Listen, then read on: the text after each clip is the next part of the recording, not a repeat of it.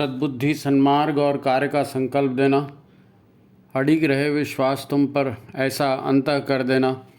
मेरे हृदय में आने में तुम्हें कोई संकोच न हो। हे गुरुदेव, मुझे नज़रों से दूर कभी न होने देना। हे गुरुदेव, मुझे नज़रों से दूर कभी न होने देना। नमस्कार, गायत्री चिंतन धारा के प्रवाह में आप सभी का स्वागत है। मित्रों, दुनिया में दो काम सबसे बड़े काम हैं।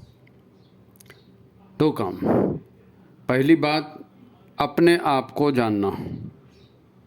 यह अध्यात्म का विषय है। सभी संत यही महात्मा कहते आए हैं, अपने आप को जानो, जागो, उठो, फलाना ठिकाना, यानी अपने आप को जागो। ये सबसे बड़ा काम है। और इसी के साथ जुड़ा हुआ दूसरा काम ये भी है, वो भी सबसे बड़ा काम है कि अपनी गलतियों को ढूंढना और उनको दूर करना अपने स्वभाव से। बस यही सार है सारे अध्यात्म का। लेकिन आदिकाल से हजारों ग्रंथ लिखे गए, हजारों साधु संत आए, तपस्वी आए, मार्गदर्शक आए और उन्होंने बार बार जगाने की कोशिश की। आज भी यही काम सर्वत्र हो रहा है। अब इस विषय पर कोई कितना बोले और क्या करे। अब एक रामायण ही है। रामायण को करोड़ों लोगों ने उसको पढ़ा सुना होगा, करोड़ों बार पढ़ा सुना होगा, गीता को, उसको, लेकिन फिर भी इसका बोलना कहना बंद नहीं हुआ। कथावाचक आज भी कथा कहते हैं, श्रोता आज भी जाते हैं, टीवी में भी ये सब आता है, लोग देखते हैं, संसार अपने ढंग से चल रहा है। बात ऐसी है कि किसी के दिमाग में कोई बात क्लिक कर जाती है अचानक और उसका जीवन बदल जाता है, उसका जीवन बदल जाता है। आज गायत्री चिंतन धारा में हम युग निर्माण मिशन को और साधना को और ऐसे विषयों को चर्चा के लिए उठाते रहे हैं।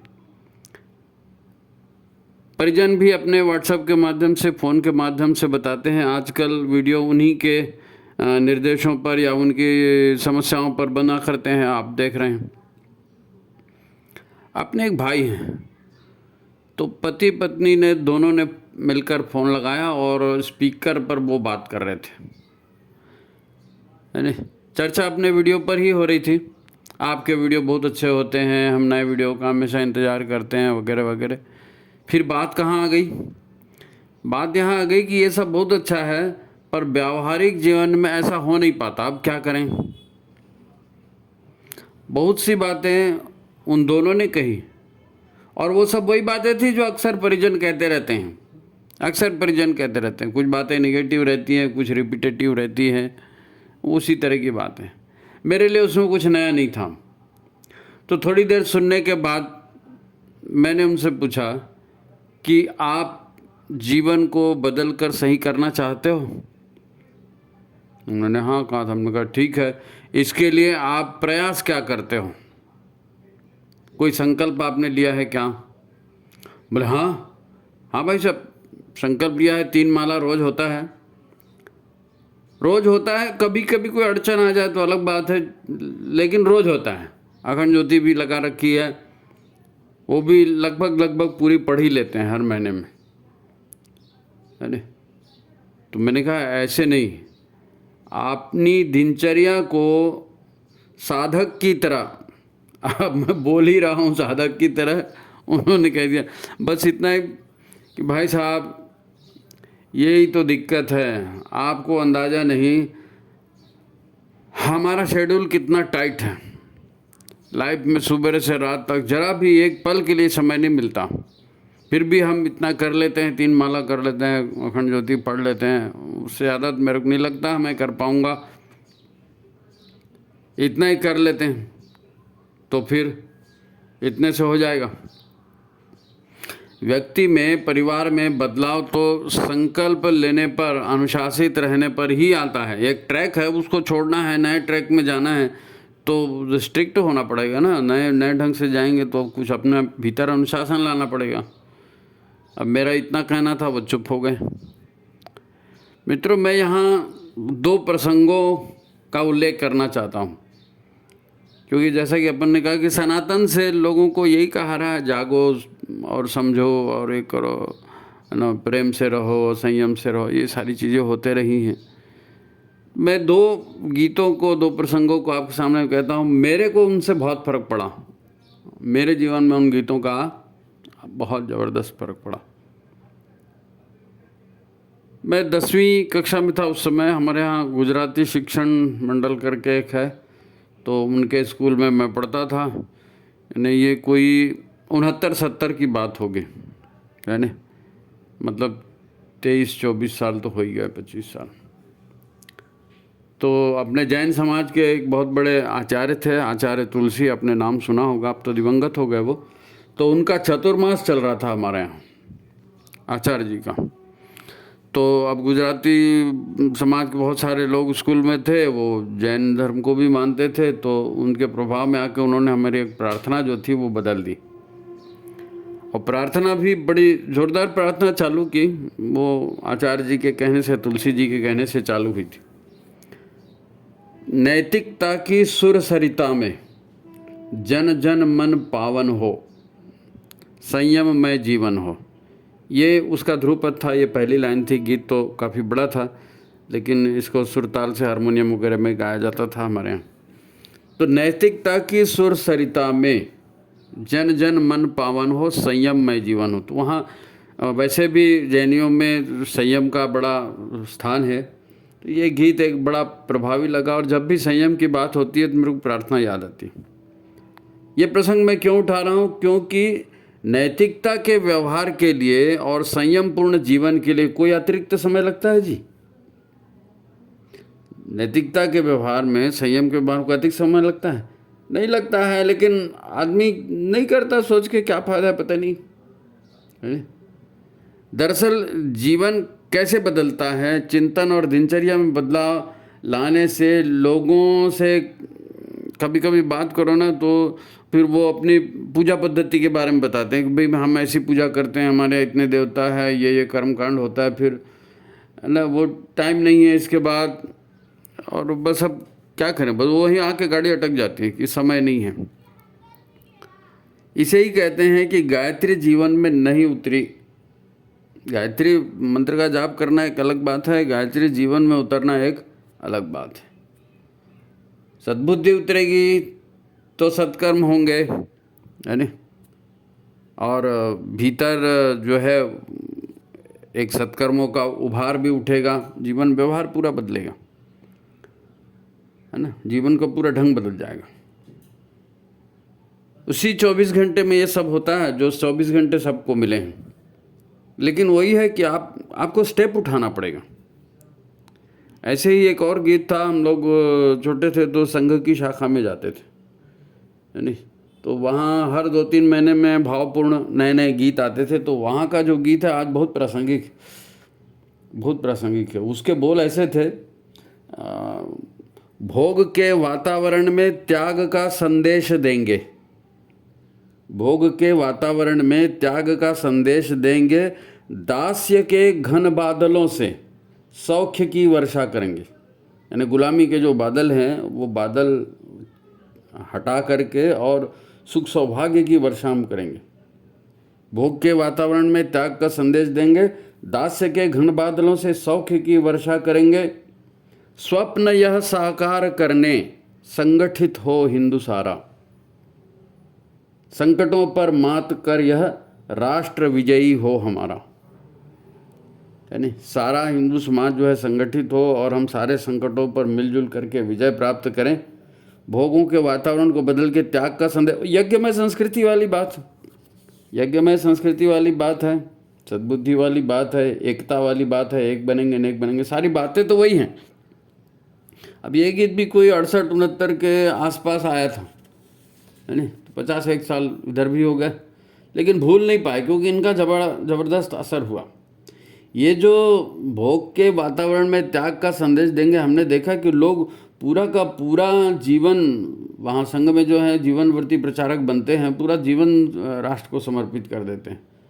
तो ये संस्कार है, उस तरह के गीत गाए जाते हैं, उस तरह के कार्यक्रम किए जाते हैं और अपने आप को उस ढांचे में ढाला जाता है।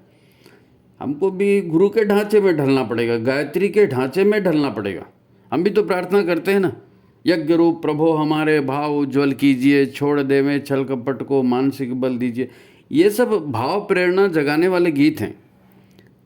अब लोग जल्दीबाजी में गा तो देते हैं पर अर्थ कभी मनन ही नहीं करते अर्थ पे, है ना। मशीन हो गया ना आदमी आजकल, तो इसके बाद ये करना है, उसके बाद वो करना है, बस करते जा रहे हैं, सोचते तक नहीं कि इसका परिणाम क्या होने वाला है, हम क्यों कर रहे हैं। हमसे पूछो तो यही कहते हैं, अरे सब तो यही करते हैं जी, आजकल यही चलता है। ये लो हो गया जवाब। अब से अब यही करते हैं तो आगे भी यही करेंगे। फिर उनसे पूछोगे अरे कब सोचना तो चाहिए, सही क्या है गलत क्या है, तो क्या कहेंगे अरे सब लोग करते हैं वो बेवकूफ़ है। मतलब अब कसौटी पे कौन आ गया, सब लोग आ गए। तो जो ऐसा करता है हर जगह, मेरी मुर्गी की एक टांग आप नहीं लगा सकते भाई, ये समाज है ना। तुमको समाज में रहना है तो तुम समाज के विरुद्ध नहीं जा सकते। देखो जितनी शक्ति उतनी भक्ति, पूजा पाठ तो कर ही रहे हैं, गायत्री मंत्र का जाप तो कर ही रहे हैं, हम मंदिर भी जाते हैं, मंदिर के लिए मासिक चंदा भी देते हैं, भला भला भला भला भला, और ढेर सारा उनका कहना चालू हो जाता है। अब इससे ज़्यादा क्या करेंगे, सन्यास ले लें। मैंने कहा भैया सन्यास वन्यास लेने की ज़रूरत नहीं है। बोले गृहस्थी में फंसे हैं सर, क्या बोलोगे, तकदीर है, बस गाड़ी ख़त्म। ये सब ऐसे ही चलेगा, चल रहा है, यही संसार है, यही संसार का ठहरा है, जहाँ अधिकांश लोग ऐसे ही जीते मरते हैं, है ना। दुख तब होता है जब कोई सदगुरु से जुड़ने का दावा करता है, अपने आप को उनका शिष्य कहता है, कृपा पात्र कहता है, और ऐसे ही संसारी भाषा बोलता है। सामान्य आदमी संसारी भाषा बोलता है तो समझ में आता है, लेकिन बड़े बड़े लोग फिर ऐसे ही बोल देते हैं, तो फिर ऐसा लगता है कि अरे यार क्या तुम्हारे भीतर गुरु उतरे और क्या तुम्हारे भीतर गायत्री उतरी, है ना। ये तो ऐसा हो गया जैसे कोई निगुरा बोलता है ना, निगुरा मतलब जिसने गुरु नहीं बनाया, उसको कोई मार्गदर्शन मिला ही नहीं, तो निगुरा जैसे बोलता है ये वैसे हो गया। अरे भाई गायत्री दीक्षा लेने पर तो दूसरा जन्म हो जाना चाहिए ना, द्विज हो जाता है आदमी, द्विज का व्यवहार होना चाहिए, पर नहीं होता। तो ठीक है नहीं होता, तो अब क्या करेंगे। अब क्या है, ऐसे लोग हर युग में रहे हैं, आज भी हैं, राम के समय भी थे, कृष्ण के समय भी थे, है ना, शिवाजी महाराज, महाराणा प्रताप, विवेकानंद, सभी के काल में ऐसे लोग रहते ही हैं। और बहुसंख्यक समाज ऐसे ही होता है, पेट प्रजनन से आगे किसी को कुछ सूझता नहीं है। अब हम लोग मिशन का काम करते हैं, किसी के पास पत्रिका लेकर जाते हैं, किसी को यज्ञ में बुलाते हैं, 4 बार बुलाओ 6 बार बुलाओ, मीटिंग में बुलाओ और नहीं आया वो नहीं आया, तो हम निराश हो जाते हैं। अरे भी निराश होने की जरूरत नहीं है, समाज का ढर्रा ही ऐसा है। हमको अपने आप को चुंबक जैसा आकर्षक बनाना पड़ेगा, लोगों के सामने अपने आप को रोल मॉडल बनाना पड़ेगा, तब लोग हमारे पीछे आएंगे। तो सारा युग निर्माण तो खुद के निर्माण से चालू होता है ना, नहीं तो ये लोग भेड़ चाल कोई छोड़ता है, हर युग में भेड़ चाल का ही चलन रहता है, कोई गलती नहीं है उनकी। हमारे गुरु कहते हैं ना, मन वाणी अंतःकरण को नियमित शुद्ध करने का प्रयत्न करो, है ना, और गुरु का आह्वान करो, गुरु की उपस्थिति में करो। इसके लिए गुरु के चरित्र में डूबना पड़ता है। आप सारे जो काम करते आए हैं अच्छा ही सोच के करते आए ना, तो उसको क्यों छोड़ेंगे आप। तो आपको लगेगा कि गुरु कोई बड़े चीज़ हैं और गुरु कोई सामर्थ्यवान शक्ति है और गुरु ने बहुत अच्छा जीवन जिया है, हम भी ऐसा जीवन जिए। जब ऐसा लगेगा कि हम भी ऐसा जीवन जिए, तब उसके बाद फिर गुरु चरित्र का अध्ययन करने से ये चीज़ आती है। लेकिन सदगुरु के प्रति श्रद्धा और भक्ति का भाव फिर उभरता है, और ये श्रद्धा और भक्ति के भाव से ही शुरुआत होती है। श्रद्धा और भक्ति से ही शुरुआत। अगर श्रद्धा और भक्ति आपके हृदय में है, आपके भीतर में बदलने की अकुलाहट होगी, तो समझ जाइए आपको सन्मार्ग का मिल गया, सन्मार्ग चलना चालू हो गया। अब उसको फिर आपको प्रखर करना पड़ेगा, है नहीं। तब फिर आप गायत्री जाप करेंगे तो गायत्री में प्राण आएंगे, नहीं तो गायत्री जाप कर देंगे। आपको गुरु के चरित्र और अपने स्वभाव में अंतर दिखेगा, तब संभावना बनेगी कि आप कोई आत्मशोधन का संकल्प लें, फिर उस पर पूरी जागरूकता और दृढ़ता से अपने व्यवहार पर अंकुश रखें, ताकि खुद से कोई गलती ना हो। अब इन सब में कहीं अतिरिक्त समय नहीं लगता, कोई अतिरिक्त समय नहीं लगता। आप दुनिया भर में लोगों से मिलते रहते हो, दुनिया भर की चीज़ें पढ़ते रहते हो, तो थोड़ा इधर भी ध्यान लगा दिए, इधर भी पढ़ लिए, तो कोई एक्स्ट्रा तो आपका कोई टाइम ले नहीं रहा है। कितने सारे लोग हैं जो वास्तव में सद्गुरु के प्रति श्रद्धा रखते हैं, तो वहीं से उनको जीवन में अनुशासन की प्रेरणा मिलती है। उनके मन में गायत्री मंत्र चलते रहता है। कई लोग पूछते हैं हमारा शेड्यूल इतना टाइट है भाई साहब, क्या करें, मौन मानसिक जाप करें, चलेगा क्या? हमने कहा जरूर चलेगा, जरूर चलेगा। मौन मानसिक जाप आप कर सकते हैं, काम करते हुए भी कर सकते हैं, आपके अंदर में चलते रहेगी गायत्री, क्या दिक्कत? बाहर वाले को कुछ पता भी नहीं चलेगा, पर गायत्री भीतर ही भीतर अपना काम करते रहेगी।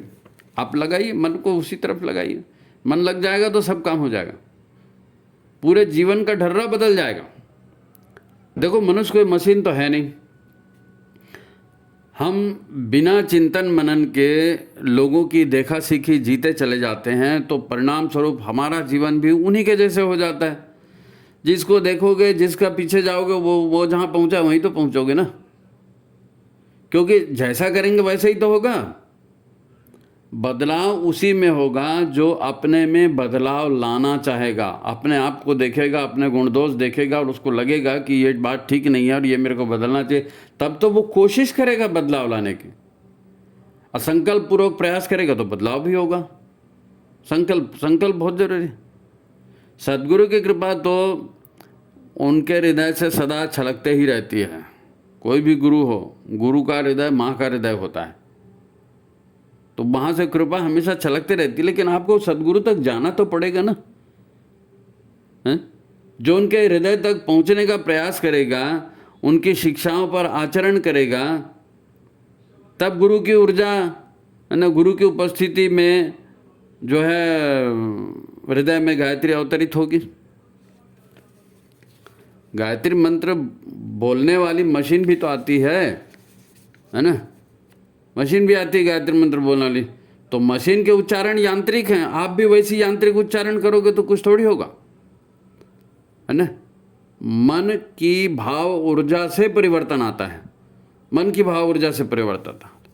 तो मन की भाव ऊर्जा बदलना गुरु का जीवन से ही। गुरु जब आपके लिए आदर्श जब तक बनेंगे नहीं, गुरु को जब तक आदर्श मानेंगे नहीं और गुरु के जैसा बनने का आप प्रयास नहीं करेंगे, तब तक फिर भाव भी नहीं आएंगे, ऊर्जा भी नहीं आएंगी, है ना।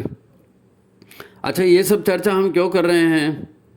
ठीक है, परिजनों का पत्र आया या परिजनों से बात हुई, लेकिन पहले जो हमने 2 प्रार्थनाएं आपको बताई और फिर भीतर गायत्री के अवतरण का और जीवनचर्या बदलने का विधान बताया, ये सब चर्चा हम क्यों कर रहे हैं? क्योंकि हमारा जीवन दुखों परेशानियों से भरते जा रहा है और ये दुख परेशानियां कम होने का नाम नहीं ले रही हैं और दिनों दिन और ज़्यादा बढ़ते जा रही हैं, है ना। बार बार हम जहरीले पर्यावरण की चर्चा करते हैं, बिगड़ते लाइफस्टाइल की, खान पान की चर्चा करते हैं, बातें करते हैं। तो आजकल सब प्रोफेशनल हो गए हैं भाई, सब प्रोफेशनल हो गए, किसी के पास टाइम नहीं है और औपचारिक हाय हेलो हो गई बस। अब मनुष्य अकेला अनुभव करते रहता है, तनाव में जाता है, डिप्रेशन में चला जाता है, फिर तरह तरह के उपद्रव शरीर में होते रहते हैं? समय जाता है, पैसा जाता है, फिर तनाव में अपराध होते हैं, झगड़े होते हैं, है ना। सारा सामाजिक तंत्र बिगड़ गया है। तो मजबूरन आदमी फिर भोगों के नशे में, भोगों की आदत लगा लेता है, नशे की आदत लगा लेता है और फिर वो आदत उससे छूटती नहीं, क्योंकि बाहर तो उसको कुछ मज़ा नहीं आ रहा, तो वो भोग में, नशे में ही मज़ा लेते रहता है। ये बढ़ रही है बातें, ये बढ़ रही है और इससे कोई भी परिवार अछूता नहीं रह रहा है। हर परिवार में इसी तरह के तनाव है, पति नहीं मानता, पत्नी नहीं मानती, बच्चे नहीं मानते, पैसा नहीं पुरता, बीमारी होती है, यही तो सब हो रहा है ना। तो इसको सन्मार्ग पर लाने की बातें हैं और ये आज से नहीं, कई वर्षों से हो रही है। इसीलिए मैंने वो गीत आपको बताया कि ये समस्या बहुत पुरानी है और वहाँ से हम देख ही रहे हैं कि लोग संत आते हैं, विचार देते हैं और समाज में लगातार परिवर्तन की प्रक्रिया भी चल रही है। आज हर परिवार में कोई न कोई उपद्रव आप देख सकते हैं। अभी पिछले 15 मिनट से यही हम चर्चा कर रहे हैं। अब समस्या ये बढ़ रही है ना, तो ये यहाँ रुक नहीं रही है, नहीं, यहाँ रुकने वाली नहीं है। क्यों? क्योंकि नई पीढ़ी का निर्माण ठीक से नहीं हो रहा है।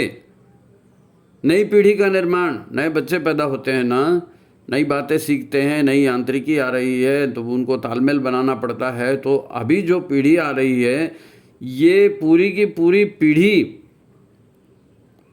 पिछले 20-25 सालों से कह लो, उससे तो उसके पहले से भी है, लेकिन 20-25 साल, ये बच्चे का जन्म होना भी आजकल बहुत कठिन हो गया है भाई। हैं? न माता स्वस्थ है, न पिता स्वस्थ है, ऊपर से सब ठीक दिखेगा, लेकिन जेनेटिक डिसऑर्डर होता है। देखो, पर्यावरण बदला धरती का, है नी, चिंतन बदला, मशीनीकरण हो गया, समाज का ढर्रा बदल गया है। मनोविकार अब माता पिता में आ रहे हैं, जीवन व्यवहार माता पिता का बदल रहा है, तो उसका असर क्या हो रहा है? जननांग भी स्वस्थ नहीं है, तो गर्भ में बालक का विकास ठीक नहीं होता, फिर प्रसव ठीक नहीं होता, उसमें कितनी कॉम्प्लिकेशन आती हैं।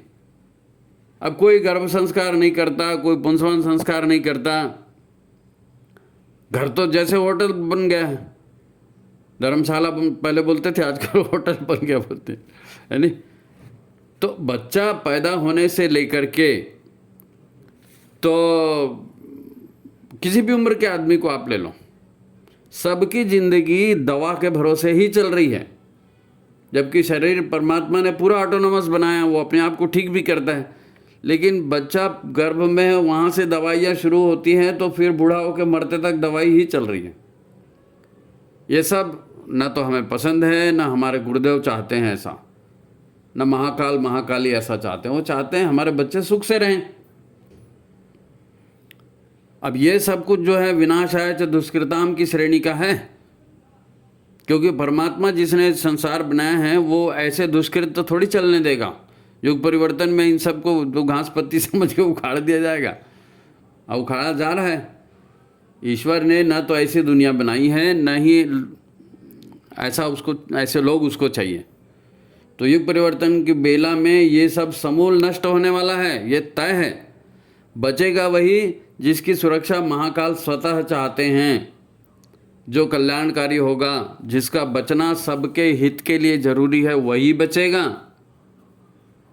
आप जानते हैं आज गायत्री परिवार जो है श्रेष्ठता संवर्धन का, मानव पीढ़ी को बेहतर बनाने का कितना सारा काम कर रहा है। युवक युवतियों को प्रशिक्षण दिया जाता है, उनके सत्र चलते हैं, फिर एक कार्यक्रम चलता है, आओ गढ़े संस्कारवान पीढ़ी, ये भी एक बड़ा आंदोलन चल रहा है, ताकि परिवार इस विषय पे कुछ ज्ञानवान बने, परिवार का ज्ञान बढ़े। गर्भिणियों के लिए केंद्र की ओर से माँ की पाठशाला कार्यक्रम चल रहा है, ऑनलाइन चलता है, ये भी, इसका भी प्रशिक्षण अलग से दिया जाता है। बाल संस्कार शालाएँ चल रही हैं, 7 सूत्री रचनात्मक आंदोलन, यज्ञ संस्कार विषय, ये सब पहले से चलते आ रहे हैं। कार्यक्रम तो हो रहे हैं, किसके लिए हो रहे हैं? लोगों को बेहतर बनाने के लिए, लोगों में देवत्व जगाने के लिए। और परित्राणाय साधुनाम, भगवान किन को बचाएंगे? साधु को बचाएंगे, अच्छे लोगों को बचाएंगे। तो अच्छे लोग होने भी तो चाहिए ना, तो अच्छे लोगों को बचाने का काम, क्योंकि विनाश का काम जो है ये तो महाकाल और महाकाली ने शुरू कर दिया है। लेकिन हमारी शक्ति और बढ़नी चाहिए, क्योंकि कार्यक्षेत्र हमारा बहुत बड़ा है। प्रयास यही है कि जिनमें थोड़ी भी शुद्धता, पवित्रता, सद्भावना, सेवा भावना है, तो उनको भोगों के कुचक्र से, व्यापारिक कंपनियों के फरेब से, है ना, यथासंभव बचाया जाए, और उनमें उनको मशीन बनने से रोका जाए, उनको इंसान बनाया जाए, तब तो देवता बनेंगे, है नहीं। हम बात कर रहे थे 1925 में संघ की स्थापना हुई थी, 1926 में गुरुदेव ने अखंड ज्योत प्रज्वलित की थी, तब से आज तक न जाने कितने सुधारात्मक कार्य महाकाल की प्रेरणा से सर्वत्र हो रहे हैं। हमको कहीं जानकारी मिलती है, कहीं नहीं मिलती, लेकिन काम तो भगवान का है, उनको तो पूरी दुनिया की जानकारी, वो तो पूरा चला रहे हैं। अज्ञान में तो हम हैं ना, भगवान थोड़ी अज्ञान में। परंतु असुरता के पास लोग असुरता का आचरण क्यों करते हैं, भोगों की ओर क्यों जाते हैं? क्योंकि असुरता के पास भोगों का आकर्षण है ना, आराम तलबी बनाने का, इंद्रियों को सुख देने का ऐसा आकर्षण है, तो उस आकर्षण में फंसते हैं लोग। क्यों मेहनत करें, क्यों पैदल जाएं, क्या मज़ा आएगा, हमको क्या मिलेगा, ऐसी तो बात करते ना। और देवत्व के मार्ग में तो फिर तप है, साधना है, मन को कुरीतियों से रोकना है, शांति का मार्ग अपनाना है, अहिंसक रहना है। तो ये सारा, ये इसमें लोगों को कठिनाई होती है ना, तो लोग इस मार्ग को नहीं पकड़ते। जहाँ जागरूकता का विषय है, सहयोग की भावना है नहीं, जो शारीरिक भोगों का सुख नहीं देती है, ये नैतिकता और संयम का मार्ग है। जो गीत 1965 के दशक में गाया जा रहा था वो आज भी वैसे ही प्रासंगिक है।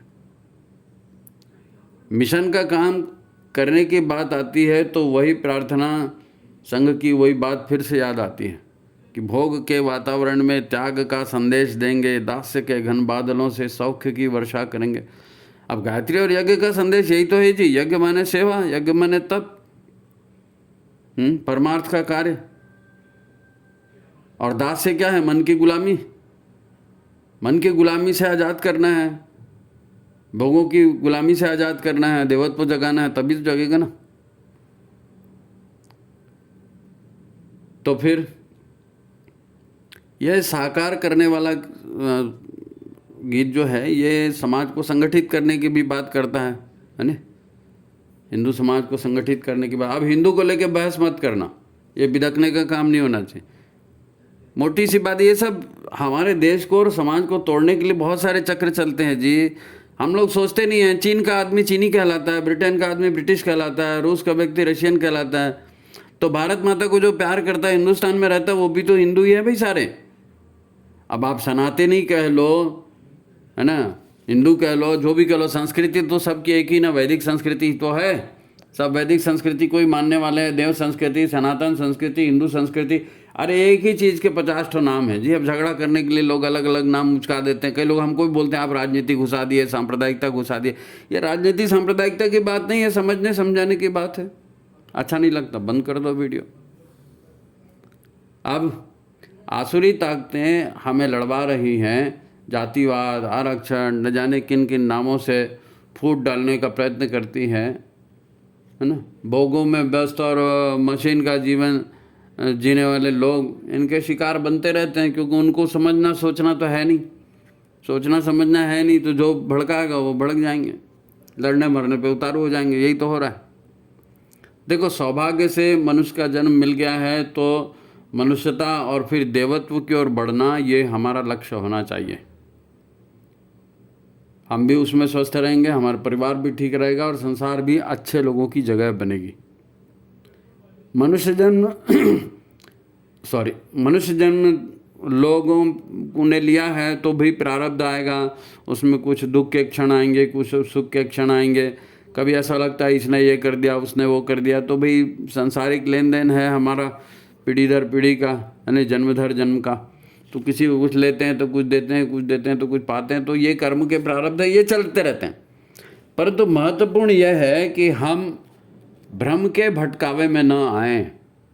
सद्ज्ञान प्राप्ति की हमारी इच्छा हो, हम कोई एक अपना रोल मॉडल चुने, एक अपना गुरु चुने और गुरु के चरणों पर चलते हुए कुछ जीवन में विकास करें।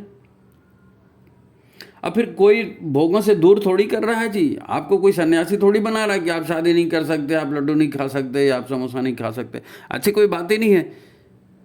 हमारी संस्कृति त्याग और भोग में संतुलन सिखाती है। एक तरफा मत भागो, त्याग और भोग में संतुलन होना चाहिए। हैं? आपको सफलता में कोई अहंकार को भी नहीं पालना है और दुखों में निराश हो गए तो फिर मरने मारने को बात भी नहीं करना है। संतुलन बनाना है। मार्गदर्शन यानी कब किन हालातों में क्या करना है, ये मार्गदर्शन होता है ना। इसके लिए गुरु है, गायत्री महामंत्र है। देखो, महाकाल और महाकाली विश्व की व्यवस्था को सुधारने में लगे हैं। जो नहीं सुधरेगा नष्ट होगा, ये तय है और हो भी रहा है। जो लोग शरीर को, है ना, दिमाग को, अपने मन को, अपने परिवार को ठीक नहीं रखेंगे तो उनका नहीं रख रहे हैं तो मर रहे हैं। फिर लोग पागल हुए जा रहे हैं, है ना। उनके परिवार भी टूट रहे हैं, बिखर रहे हैं, सब हमारे सामने में हम देख सकते हैं। लेकिन हमको ये लगता है कि दुनिया मरेगी, हम नहीं मरेंगे। ऐसा नहीं होता भाई, ऐसा नहीं होता, है ना। आप बोलोगे हम तो 3 माला जाप करते हैं, हमने दीक्षा भी ली है, तो गुरुजी आएंगे बचाएंगे। अरे भाई, तुमने 3 माला जाप किया, दीक्षा ली, सब ठीक है, लेकिन विचार क्रांति से जुड़े हो तो विचार क्रांति तुम्हारी हो रही है कि नहीं हो रही है, उसको कौन देखेगा? वो भी तो बात है, क्रांति की बात है ना। आपको समाज को आप देख रहे हैं जो हो रहा है, आप समाज के पीछे जा रहे हैं, क्या समाज कर रहा है वही कर रहे हैं, तो आप गुरु के पीछे थोड़ी जा रहे हैं, आप तो समाज के पीछे जा रहे हैं। आपने समाज को गुरु बना लिया है, तो जो समाज के लोग भुगतेंगे वो आप भी भुगतोगे। नहीं साहब, वो तो विज्ञापन दिखाते हैं, आजकल तो यही सिखाया जाता है, हमने किताब में भी पढ़ा है। तो ये चाइनीज़ माल है, जितने दिन चलेगा चलेगा। ये देव संस्कृति नहीं है, सनातन संस्कृति थोड़ी है। उनको अपना माल बेचना था, वो कुछ भी बोल रहे हैं, अरे। तो आप समाज को गुरु मत बनाइए, गुरु बनाए हैं तो गुरु की बात समझो ना, गुरु क्या कहना चाहते हैं, है ना। गुरु जो है, उनके जो तथ्य हैं, उनके जो कथ्य हैं, वो जब जीवन में उतरेंगे नहीं तब तक होगा नहीं। उनके प्रति श्रद्धा जगेगी, आप गायत्री का जाप करेंगे, उनके एकनिष्ठ होंगे, फिर प्रज्ञा भी जगेगी और फिर शुभ परिवर्तन आपको जीवन में दिखाई देंगे। कई लोग प्रश्न करते हैं, हम खेती करते हैं, व्यापार करते हैं, हम राजनीति में हैं या हम नौकरी करते हैं, तो ये सब करते हुए हम गुरु का काम कर सकते हैं क्या, कैसे कर सकते हैं? अगर हाँ तो हम क्या करें, कैसे करें, ये बताइए। हाँ, अरे भाई क्या करें, यानी आप भी जानते हो कि क्या करना है। सबसे पहले व्यक्ति का निर्माण अपने आप का, और नई चीज़ें सीखो, स्वास्थ्य कैसे अच्छा रहेगा, प्राणवान कैसे बनेंगे, क्या आहार होना चाहिए, क्या विहार होना चाहिए, आप खुद सीखो, फिर अपने परिवार को सिखाओ, लोगों को बताओ। लोगों का, आपका परिवार अच्छा होगा, आप स्वस्थ प्रसन्न रहेंगे, लोग आपके पीछे में आएंगे, आपको भला समझ के आपके साथ रहना चाहेंगे, आपसे बात करना चाहेंगे। तो ये व्यक्ति से परिवार, परिवार से समाज, ऐसी तो बदलता है जी। अब इसके लिए वो संयम का जीवन है या जो भी अपन ने ऊपर चर्चा की, उसके लिए कोई एक्स्ट्रा टाइम तो देने की जरूरत नहीं। तो आप जीते जीते जो भी आप काम करते हैं, वहाँ काम में लोगों से ही तो पाला पड़ता है ना, लोगों से ही वास्ता पड़ता है। तो अच्छी बात है, उनको सिखाओ, है नहीं। सामान्य सूत्र हैं, शरीर स्वच्छ होना चाहिए, शरीर स्वस्थ होना चाहिए, मन स्वस्थ होना चाहिए। अरे शरीर और मन ही ठीक हो गया ना, तो भी आपका तालमेल लोगों से बढ़िया हो जाएगा और स्वर्ग आपके साथ साथ चलेगा। आप स्वस्थ हो, आपका मन भी अच्छा है, आप बोलते भी अच्छा हो, 4 लोग का सहयोग करते हो, तो आप स्वर्ग अपने साथ लेके घूमोगे भाई, अपने साथ लेके घूमो। विचारों, देखो गुरुदेव ने सारे सूत्र दिए हैं। आप बोलेंगे हमारे पास समय नहीं है, तो भैया समय का संयम करिए, फालतू समय इधर उधर मत गंवाइए, हैं। आप कहेंगे धन नहीं है, तो फिजूल खर्ची रोकिए, तो धन भी बचेगा आपका। संयम करेंगे तो बल भी बचेगा। विचारों का संयम करेंगे तो मन भी नहीं भटकेगा, मन एकाग्र हो सकेगा। इंद्रिय संयम, अर्थ संयम, विचार संयम, समय संयम, ये सारी बातें बोली गई हैं। तो ये सामान्य सूत्र लगते हैं, लेकिन यही तो बेसिक सूत्र है।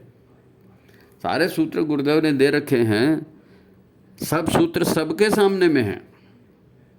वो कॉन्फिडेंस हिल जाता है, मेरे को नहीं मालूम, आप बता दीजिए। तो मैं बताऊंगा तो भी वही होगा, आप गुरुदेव का साहित्य पढ़ेंगे तो भी वही मिलेगा आपको।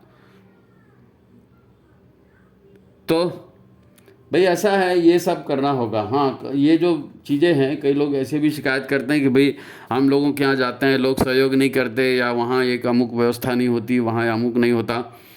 तो ये इतना याद रखो कि जिस गुरु सत्ता से, महासत्ता से आप जुड़े हो, उन्होंने 2 शब्द दिए थे। एक शब्द था मर्जीवड़ा कार्यकर्ता। तो कोई उसके साथ चले ना चले, उसके दिमाग में बैठ गया कि ये गुरु का काम है और ये अच्छा काम है और ये मेरे को करना है, तो जान चली जाए वो उस काम को करता है। तो आप करिए ना, आप भी करिए। और एक और शब्द था, वो शब्द था चलता फिरता शक्तिपीठ। चलता फिरता शक्तिपीठ। तमार डाक सुने क्यों ना अच्छी, तम एकला चलो। बोलते हैं ना बंगाली में कहावत, ना, तुम्हारी आवाज़ कोई नहीं सुनता, तुम अकेले चलो। तो चलता फिरते शक्तिपीठ बन जाओ। उसके माध्यम से आप साहित्य भी बांट सकते हो, उसके माध्यम से प्रज्ञा मंडल, महिला मंडल भी बना सकते हो, उसके माध्यम से 4 लोगों में स्वास्थ्य के, संस्कार के, यज्ञ के, सारे कार्यक्रम कर सकते हो। आपको किसी के पीछे जाने की ज़रूरत नहीं है। आप चलते फिरते शक्तिपीठ बन जाओ ना। क्यों किसी से शिकायत शिकवा में अपना समय बर्बाद करना? क्यों शिकवा समय बर्बाद करना? तो ये सारी चीज़ें जो हैं ये समझने की बातें हैं। आप लोग लिखते हैं, वीडियो में डालते हैं, प्रश्न अधिकांश लोग के करते हैं। बहुत से तो लोग ज़्यादा लाइक नहीं करते और शेयर भी नहीं करते। 5-5 हज़ार लोग देख लेते हैं, 100 लोगों का, 150 लोगों का लाइक आता है। अरे भाई, आप लाइक करोगे तो ऐसे शेयर, फिर लोगों के पास इसकी रीच पहुंचती है ना, बढ़ती है। लाइक करेंगे, शेयर करेंगे, सब्सक्राइब करेंगे, आप करिए, लोगों के समूह बनाइए। और ये गायत्री चिंतन धारा तो चल ही इसीलिए रही है कि प्रैक्टिकल प्रॉब्लम लोगों के जो आ रहे हैं, लोग बताते हैं, तो फिर उनका समाधान करने की हम कोशिश करते हैं। ठीक है, तो आप सहयोग बनाए रखिए इसी प्रकार। ठीक है, सबको प्रणाम, नमस्कार।